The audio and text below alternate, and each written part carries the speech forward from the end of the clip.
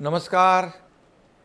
आज देशाचे यशस्वी प्रधानमंत्री आणि ज्यांना आपण विश्वगुरू म्हणतो अशा आदरणीय नरेंद्र मोदीजींचा वाढदिवस। मी शिवसेनेच्या वतीने त्यांना मनापासून शुभेच्छा देतो। त्यांना दीर्घायुष्य लाभो आणि पुढे त्यांच्या नेतृत्वात देश अशीच प्रगती करीत राहो अशी प्रार्थना करतो। कोणतीही व्यक्ती, मग ती अगदी विरोधक का असेना, मोदीजींना भेटल्यावर प्रभावित झाल्याशिवाय राहत नाही।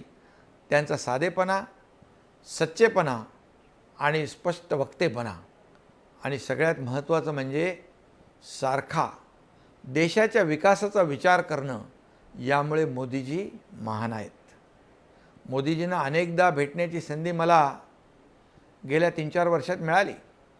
कधी सभांमध्ये, कधी बैठकांमध्ये, कधी वैयक्तिकरित्या। आता गेल्या महिन्यातही माझ्या कुटुंबियांसमवेत मी त्यांना दिल्लीत भेटलो। पण त्यांच्या प्रत्येक भेटीचा अनुभव हा अविस्मरणीय आहे। माझ्यासारख्या एका शिवसैनिकाला, माझ्यासारख्या एका कार्यकर्त्याला त्यांनी मुख्यमंत्री होण्याची संधी दिली। शपथ घेतल्यानंतर आशीर्वाद देताना मला ते म्हणाले होते कि आप एक ग्रासरूट नेता हो, सब मिलकर महाराष्ट्र की भलाई के लिए काम करो। त्यांचा तो विश्वास आणि आशीर्वाद आजही माझ्या कानात घुमतो। मोदीजींचं व्यक्तिमत्व म्हणजे साधेपणा आणि प्रामाणिकपणा। एकदा दिल्लीतील भेटीदरम्यान ते हलक्या फुलक्या गप्पांमधून महाराष्ट्राच्या विकासाची चर्चा करत होते।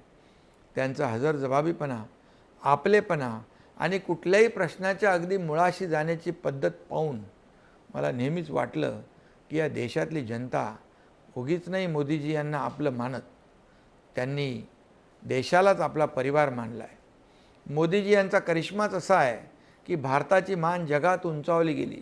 त्यांनी आपल्या कर्तृत्वाने आपल्या देशाची अर्थव्यवस्था 11व्या क्रमांकावरून 4थ्या क्रमांकावर आणली। आता तर ती 3ऱ्या क्रमांकावर आणण्याचा त्यांचा संकल्प आहे।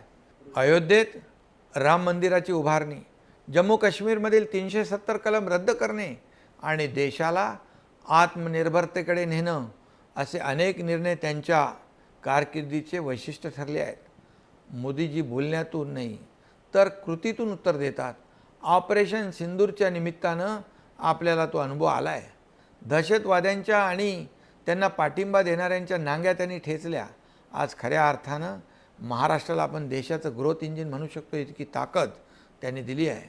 सबका साथ सबका विकास असा मंत्र देऊन मोदीजींनी तळागाळातल्या कष्टकरी, कामगार, शेतकरी, महिला, आदिवासी या सगळ्यांमध्ये एक आत्मविश्वास जागवला आहे। देशाच्या विकासात आपलंसुद्धा मोठं योगदान आहे, ही भावना या घटकांमध्ये आली आहे।